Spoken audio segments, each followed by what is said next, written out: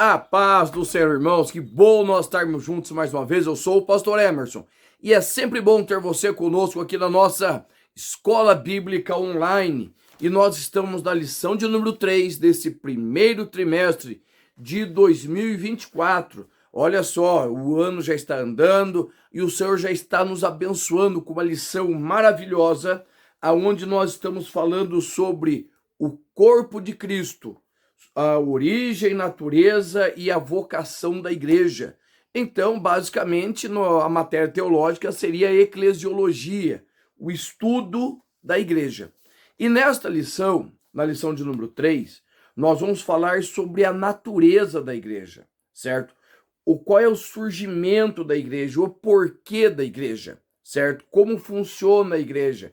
Então, nós vamos trazer essa ideia da natureza, quem ela é, certo?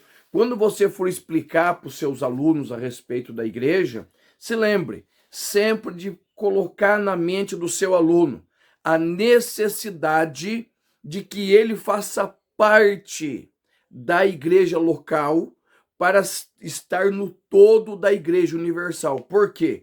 Nós temos um movimento muito grande hoje que são os chamados de desigrejados, pessoas que, entre aspas, servem a Cristo sem estar na igreja. Desta forma, eles perdem ou tiram a ideia de comunhão, da comunhão com os santos. Por quê? Para eles, somente estar em Cristo é suficiente. Mas uma das ordenanças, e nós vamos ver daqui para frente, é a ideia da Santa Ceia, que é a celebração da nossa comunhão com Ele e entre os irmãos. Então, nós vamos falar sobre essa natureza e eu tenho certeza que vai ajudar muito você, certo? Como professor, a sua igreja e também os seus alunos a compreender o seu lugar no corpo, tá? E outra coisa que precisa ficar muito clara dentro dessa lição, que Cristo não está mais entre nós, né? Há 19 séculos ele já não está mais entre nós, mas ele continua vivo, certo? Ele viveu no seu corpo físico aqui, mas ele continua vivo através da igreja.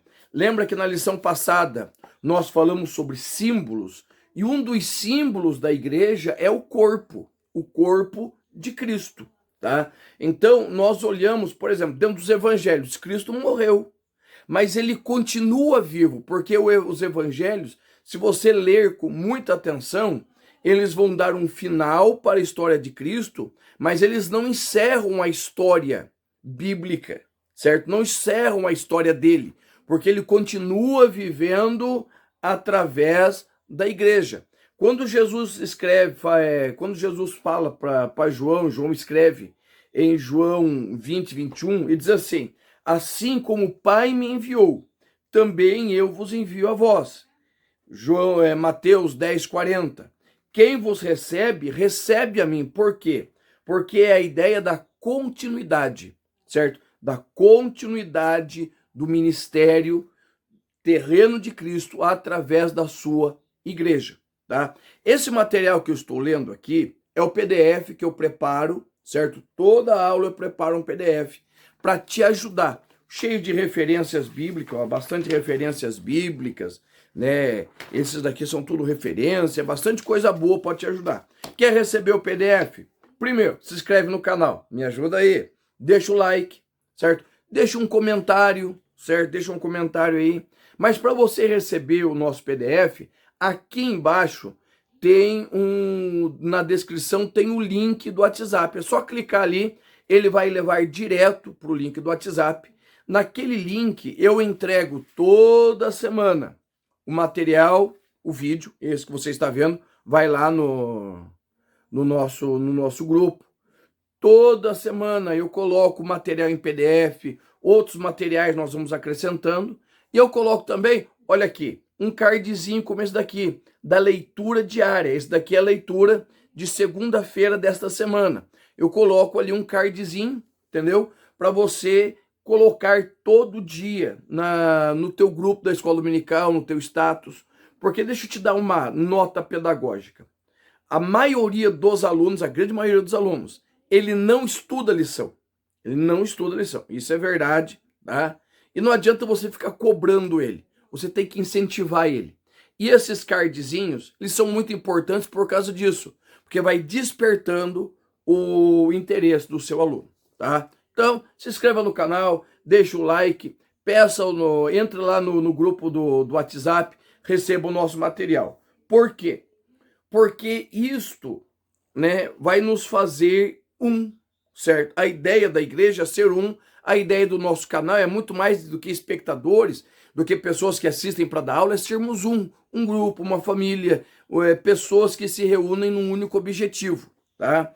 E Jesus, ao ele falar da sua continuidade, né, do seu ministério através da igreja, ele vai usar a metáfora, a figura da videira. Ele diz, eu sou a videira e vós sois os ramos. O que isso quer dizer? Que conforme a igreja mantém contato com Cristo, ela cresce e se desenvolve. Mas você precisa entender duas coisas. Primeiro, que não pode existir ramo sem a videira. Se o ramo for cortado da videira, ele seca. Mas também a videira, ela precisa dos ramos, certo? Ela precisa dos ramos para ela crescer, desenvolver e frutificar. Então nós vamos ver que a igreja, ela é uma cooperação entre Cristo e o seu corpo. A cabeça é Cristo, está no céu. O corpo é a igreja e está na terra. Então, quando nós entendemos desta forma, né? Quando nós entendemos dessa forma, nós vamos vendo que a igreja, ela é a continuidade do ministério de Cristo, tá? É a continuidade do ministério de Cristo. E nós vivemos em unidade. Existe uma unidade, certo? Dentro da igreja. Então, a natureza da igreja é ser um com Cristo e um entre ela. O textuário vai dizer assim, porque assim como o corpo é um e tem muitos membros, e todos os membros sendo muitos, são um só corpo, assim Cristo também. 1 Coríntios 12:12. E a verdade prática diz assim, conhecendo a igreja e sua natureza, nos conscientizamos da importância de fazer parte dela. Veja bem, olha a expressão parte. Como nós já falamos, nós estamos com um movimento muito grande dos desigrejados, que eles levantam a bandeira, eu sou a igreja. Verdadeiramente, eu faço parte da igreja, eu sou igreja. Mas como Pedro vai explicar, nós somos pedras vivas. Nós somos pedras que vão se somando e vão edificando a igreja, o corpo espiritual. Eu sozinho sou salvo? Sim, sou salvo. Mas para ser igreja, eu preciso da comunhão com os irmãos, certo? A comunhão com os irmãos. Lembra lá do Salmo 133? Ó, quão bom e quão suave é que os irmãos vivam em união. É como o óleo que desce sobre a barba de Arão, certo? É como o orvalho do irmão. Ok. Qual é a ideia desse azeite que desce? A água, ela bate na cabeça, escorre, né? E ela vai embora e seca. Agora o azeite não. Aonde ele passa, vai formando uma unidade. Vai ficando uma película aí que é o símbolo da união que o salmista está usando. Tá? Da mesma forma é a igreja. Existe um fio espiritual que vai ligando eu a você, certo? A cada um dos nossos alunos. Eu estou falando com uma parte da igreja, com você.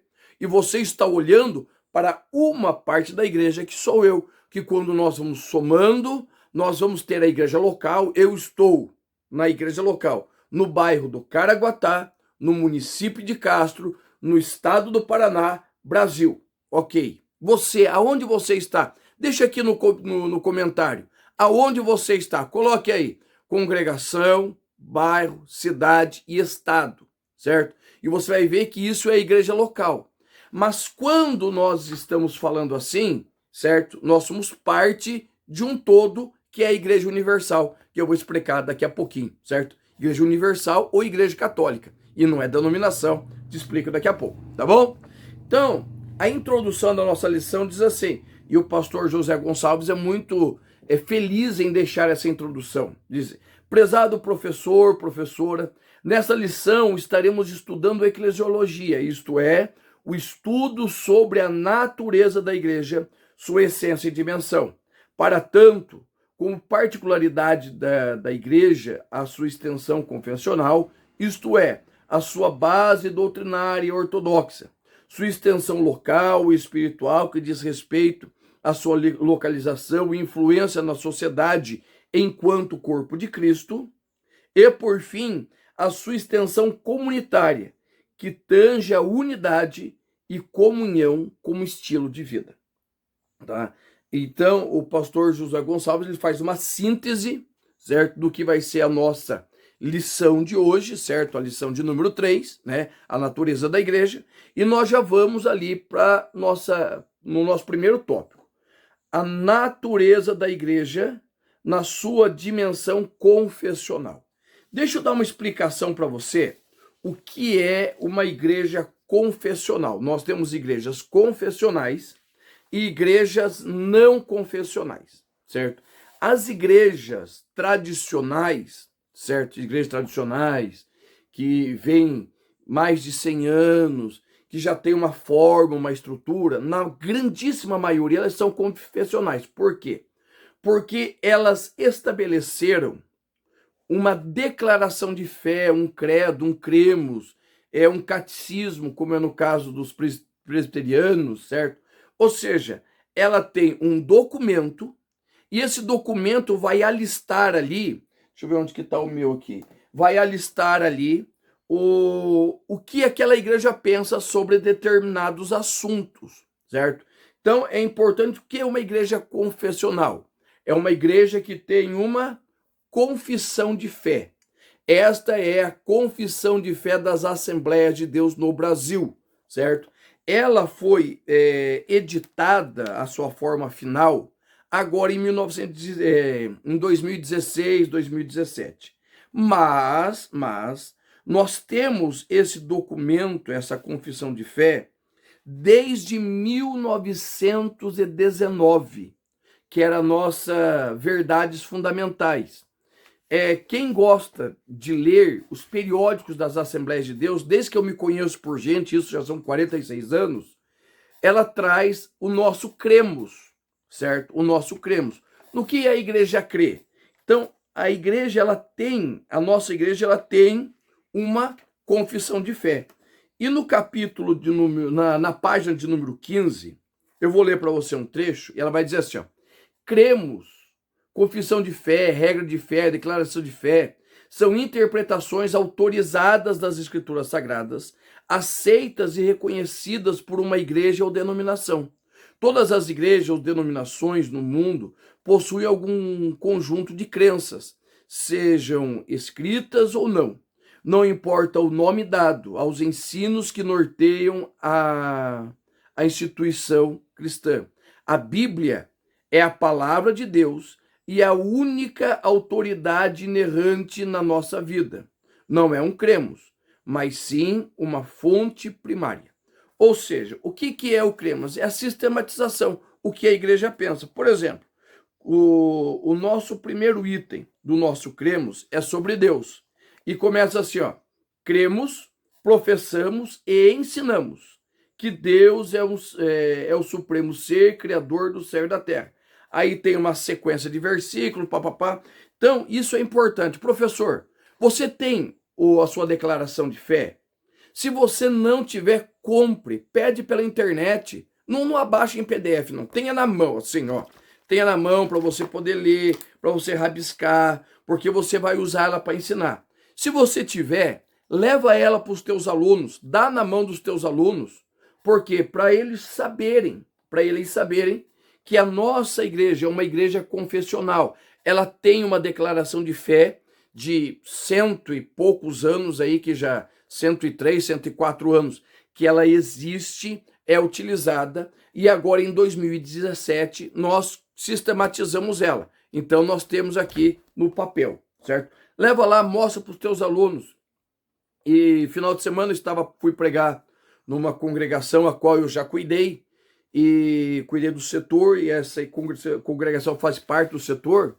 E eu fiquei muito feliz, porque o irmão que cuida lá, o irmão Joelcio, ele comprou uma declaração de fé dessa para cada um dos alunos da escola bíblica. Faz isso, certo? Manda para os teus alunos, dá de presente para eles, ou dá na mão deles para eles ler, e você vai ver que vai ajudar bastante. O primeiro tópico diz assim: fundamentada na palavra. Tá? Se você lê o Evangelho de João, capítulo 1, e a primeira carta de João, também no capítulo 1, você vai ver ali que existe um poema sobre a palavra, certo? Sobre a palavra, ok? E esse poema é exatamente uma declaração de que Cristo, ele é a palavra encarnada, certo? Então nós precisamos compreendermos que Cristo, ele é a palavra encarnada. Então, um dos fundamentos uma das naturezas da igreja é ser confessional e ter Cristo como fundamento, a palavra como fundamento.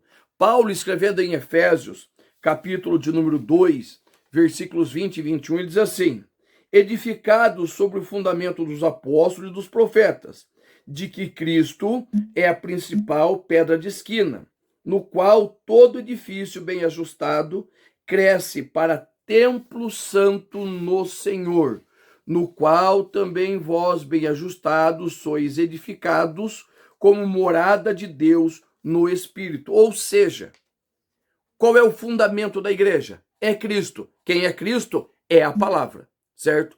É a palavra. Paulo diz que Cristo, ele é a pedra de esquina, ela é a pedra principal. No Antigo Oriente, a pedra que norteava o crescimento da igreja, tanto no seu comprimento, na sua largura, era chamada pedra de esquina. Como eles não tinham a estrutura para fazer grandes sapatas, como nós temos hoje, eles traziam grandes pedras, certo? Pedras difíceis de se mover até mesmo, para que fosse a pedra principal do edifício. Quem é Cristo? Cristo, ele é a pedra de esquina. Isso nos remete a Mateus capítulo 16, versículo 18, que Jesus olha para Pedro e diz: olha, Pedro, tu és Pedro, e sobre essa pedra edificarei a minha igreja, Ele não está falando de Pedro, ele está falando da declaração de Pedro. Qual a declaração de Pedro? Tu és o Cristo de Deus, certo? Ou seja, Paulo diz que Cristo é a pedra de esquina, Jesus disse que sobre aquela pedra, sobre aquela declaração, a igreja seria edificada, e o próprio apóstolo Paulo, em 1 Coríntios 3 e 11, ele vai dizer exatamente isso, ó. Porque ninguém pode pôr outro fundamento além do que já está posto. Qual é? Jesus Cristo. Ou seja, já existe uma base para que a igreja cresça. Esta base não é o pastor fulano, o pregador ciclano, não. Esta base é Cristo. Esta base é o alicerce. Não é a declaração de fé. A declaração de fé, ela é apenas a explicação do que está na Bíblia, certo? Do que está na Bíblia. A Bíblia é a fonte única de doutrina para a igreja. A declaração de fé é uma explicação. Eu posso, não vou fazer isso, mas eu posso jogar a declaração de fé fora e ficar com a Bíblia. Mas por que eu uso a declaração de fé, certo? Porque quando eu subscrevo a minha declaração de fé, quando eu vivo a minha declaração de fé, eu estou dizendo: eu creio no Deus que me chamou e o Deus que me deu a sua palavra, certo? E foi sistematizada numa declaração de fé, certo? Então, quando eu digo que eu creio que Cristo, ele é a pedra de esquina, eu estou declarando que a Bíblia, essa daqui, já bem velhinha, surrada da minha esposa, é da minha esposa essa daqui, certo? Bem velhinha, bem surrada já. A Bíblia, ela é, vou de novo, a Bíblia, ela é a palavra de Deus. Ela não contém a palavra de Deus. Existe uma teologia agora, nesses últimos tempos, que vai dizendo que a Bíblia contém a palavra de Deus. Isso é mentira, é heresia. A Bíblia, ela é a palavra de Deus. Por quê? Se a Bíblia contivesse a palavra de Deus, ia dizer que em determinados momentos Deus escreve, determinados momentos o homem escreve e em outros até o diabo escreve. Mas não, a Bíblia toda, ela é a palavra de Deus. Por outro lado, nós temos uma gama de igrejas que se dizem cristãs que não são fundamentadas na palavra, em Cristo, que elas não são confessionais. Tá? E qual o problema disso? O problema é que não existe uma base doutrinária, ninguém sabe o que falar, ninguém sabe para que lado correr. Né? Nós temos igreja aí que não tem a sua declaração sobre o que é salvação, o que é pecado para eles. Tá? E outras estão fundamentadas na palavra ou em revelações de líderes. É por isso que Paulo vai escrever aos Gálatas, capítulo 1, versículo 8, 9, diz assim: ainda que nós mesmos, ou um anjo do céu, vos anuncie outro evangelho, além do que já vos tenha anunciado, seja anátema, seja maldito. Assim como já vos dissemos, agora vos também vos digo, se alguém vos anunciar outro evangelho, além do que já recebeste, seja maldito, anátema. Ok? Por quê? Porque o tópico 2 já vai dizer que a igreja ela é habitada pelo Espírito, certo? Além de ser habitada pelo Espírito, ela é capacitada e dirigida por ele. O Espírito, ele é a força motriz, é o Espírito que empurra a igreja. Atos 1 e 8, tá? E é esse Espírito, irmãos, que conduz a obra da regeneração, que conduz o homem ao conhecimento do pecado, do juízo, da justiça. Por isso é importante nós entendermos, e diga para o seu aluno, certo? Diga para o seu aluno, Cristo é a cabeça, a igreja o corpo, e o Espírito é o que administra, certo? O Espírito usa homens para administrar a igreja, mas é o Espírito que conduz, que convence, que orienta, que, como vai acontecer em Atos capítulo 16, que diz aonde evangelizar, como fazer. Então, a igreja, ela precisa ser habitada pelo Espírito. E o que mais? Tópico 3. Quem faz parte da igreja anda em espírito. Andar em espírito é uma expressão cunhada pelo apóstolo Paulo, certo? Que traz a ideia de viver segundo a vontade, a orientação da cabeça, que é Cristo, certo? Então, andar no Espírito vai falar o quê? Vai falar de movimento, de ação. Andar no Espírito fala de realização, de sair da estagnação e tomar decisões e ir para frente, certo? Então, ser guiado pelo Espírito é andar nele, certo? O homem ou a instituição, certo? O homem como crente individual ou a instituição como corpo de Cristo, que é guiada pelo Espírito, toma decisões, toma a decisão de viver com ele e para ele, tá? Por quê? Porque o coração do homem, segundo Marcos 7, 21 a 23, é enganoso. Mas quando nós andamos no Espírito, nós andamos pelo Espírito, nós vivemos em harmonia e nos movemos em vitória. Tá bom? O nosso tópico 2 é assim: a natureza da igreja nas suas dimensões local e universal. Como eu já pontuei no início da nossa aula, certo? Nós temos duas dimensões da igreja. A dimensão local, certo? A igreja é onde eu congrego. Vamos lá. Eu congrego na Igreja Evangélica Assembleia de Deus, certo? Aqui no meu bairro tem outras 3 denominações, certo? São 3 denominações: Assembleia de Deus, Congregação e Deus e Amor, certo? Que tem estabelecido aqui. Então, eu congrego na Igreja Evangélica Assembleia de Deus, no bairro do Caraguatá, no Campo de Castro, dentro do Paraná, Brasil. Pronto, igreja local. Eu faço parte da igreja local, ok? Então, a igreja local ela é marcada por essa dimensão palpável. Você vê, você sente, você está perto, você toca no templo, certo? Você se reúne com os irmãos. Isso é a igreja local. Ela é marcada pelo aquilo que é visível. E a igreja local, que é o nosso tópico 2, tem as suas particularidades, certo? Elas são diferentes.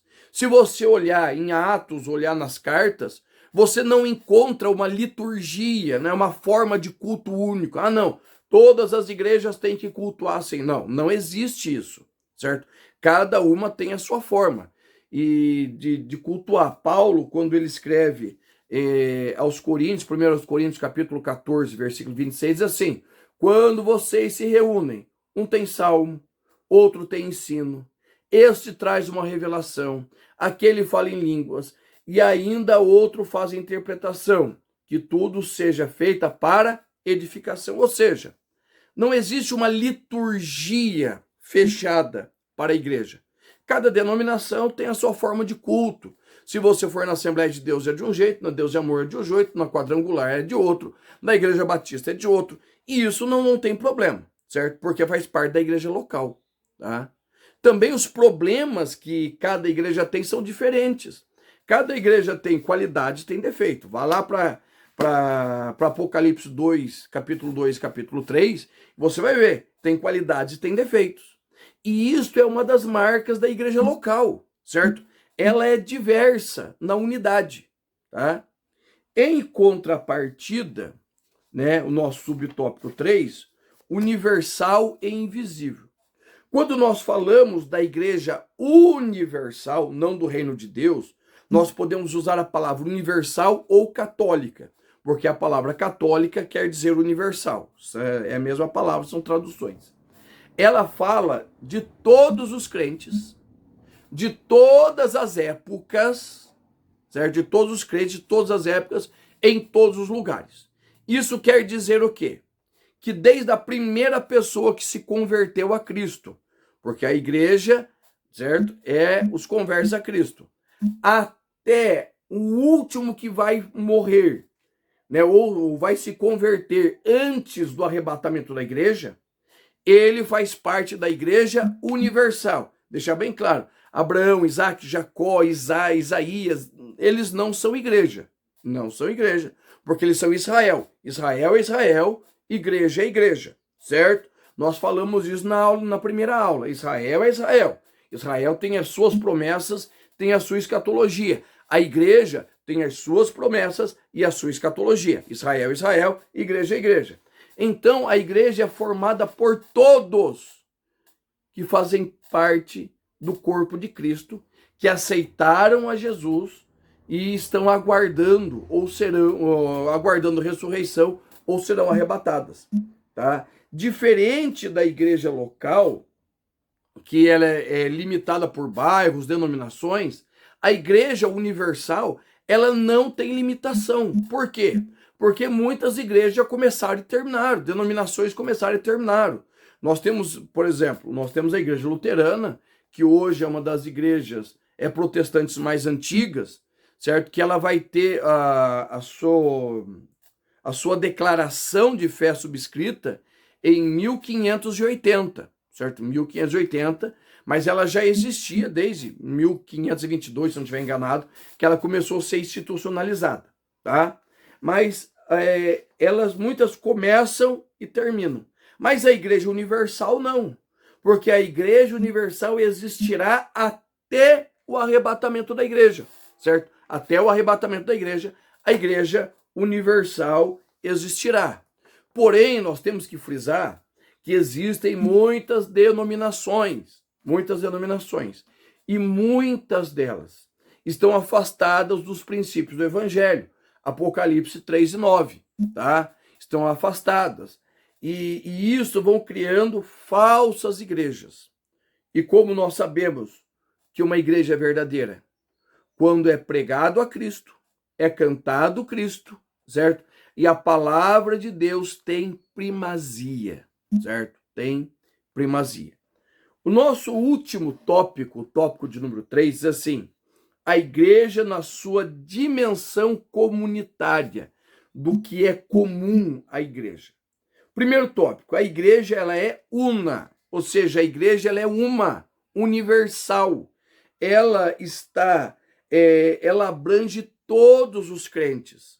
Isso quer dizer que mesmo nós tendo denominações diferentes, nós não podemos dar lado para partidarismo. 1 Coríntios capítulo 3, versículo 4, vai dizer que na igreja de Corinto havia partidarismo. Ou eu sou de Paulo, eu sou de Pedro, eu sou de Cefas e outros são de Cristo. Tá? Isso quer dizer que ela estava se fragmentando, certo? Não proíbe a existência de denominações, mas proíbe a existência de divisões, certo? Divisões. Por exemplo, nós somos pentecostais. Eu sou um pastor pentecostal, certo? Sou arminiano, certo? De forma geral, sou arminiano, tá? Sou assembleiano. Eu tenho uma prima que ela é missionária batista, certo? Que ela tem um viés mais calvinista, tá? O que separa eu dela? Uma interpretação sobre o batismo com o Espírito Santo. Ok. Se eu sou batizado com o Espírito Santo e ela não, ela vai para o inferno? Não, não vai. Porque para ser arrebatado ou ser ressuscitado, não é necessário ser batizado com o Espírito Santo. É necessário ser salvo em Cristo. Então nós temos algumas divergências teológicas, nós temos, certo? É por isso que existem as denominações, divergências teológicas. Mas isso não pode quebrar a nossa unidade em Cristo, tá? Então, as denominações, elas foram criadas por causa de algumas interpretações, algumas delas questão de vestuário, e são coisas simples. Mas o que nós precisamos entender? Que o foco central é salvação. É salvação. Por exemplo, se eu falar assim, olha, para que eu seja a igreja, eu preciso ser salvo em Cristo, mas guardar dia ou guardar costume. Pronto, heresia.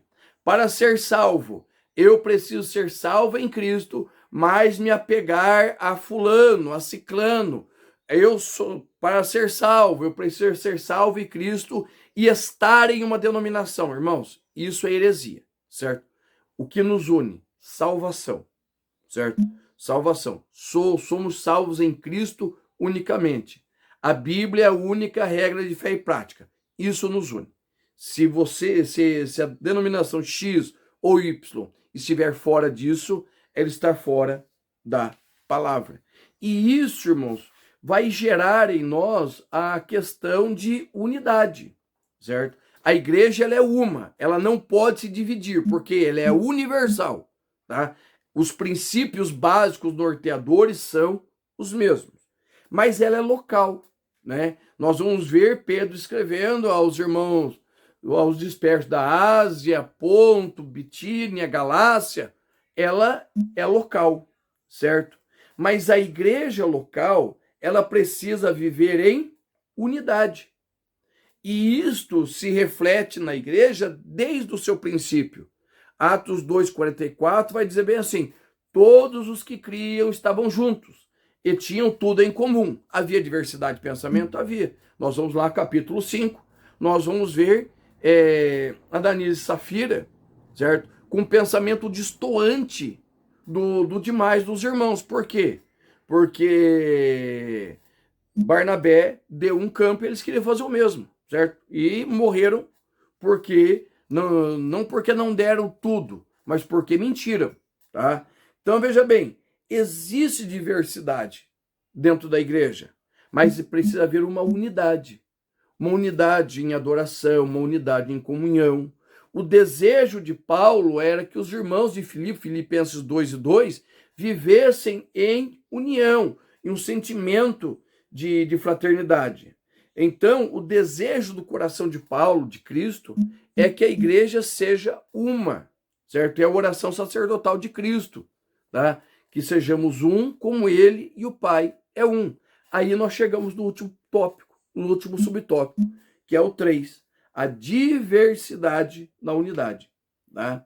Ser um, certo? Ser um em Cristo não quer dizer que tenhamos que ser cópias. Nós temos denominações que os seus membros, né, os obreiros, eles copiam até o jeito de falar do líder. Né? Não vou imitar aqui, mas tem um que é bem conhecido, né? Nós temos aí um que é bem conhecido, ele fundou uma grande igreja e ele é bem conhecido, né? Seus discípulos, porque eles imitam o seu líder, que já é falecido. Mas esta unidade, essa diversidade é saudável. Por quê? Porque, por exemplo, existem pessoas que não serão alcançadas porque o seu nível social ou é alto ou é baixo. Um exemplo bem claro, na nossa cidade, Castro. Nós temos a nossa igreja sede, que é uma grande igreja, que reúne, final de semana, a média de 300, 400 irmãos no domingo.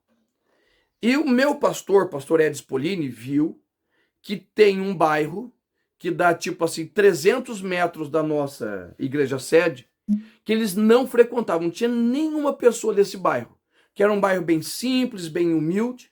O que o pastor fez? Ele criou uma congregação 200 metros, 300 metros, acho que dá um pouquinho mais, da igreja sede, certo? E hoje esta congregação já tem aí 40, 50 membros. Por quê? Porque públicos diferentes, formas de ver diferentes, tá? Então, existe uma unidade, mas existe diversidade de pensamentos, de atitudes, cultura, financeiro, existe diversidade. Mas isso não atrapalha a nossa unidade. Quando a igreja de Jerusalém estava passando necessidade, Paulo se reúne com as igrejas da Galácia, com Corinto, 1 Coríntios 16 vai dizer isso, e eles levantam uma oferta para socorrer a sua igreja irmã. Então, irmãos, é muito importante entendermos que existe diversidade na unidade. E para nós concluirmos, vamos pegar o começo. Deixa claro para o seu aluno a necessidade de viver em comunhão, certo? Viver a unidade em Cristo, certo? Deixa claro para ele que para ele ser igreja universal, ele precisa participar da igreja local. E quando nós fazemos isso, nós compreendemos a nossa unidade em Cristo Jesus. Tá bom? Deus te abençoe, abençoe tua aula e eu te espero na lição de número 4.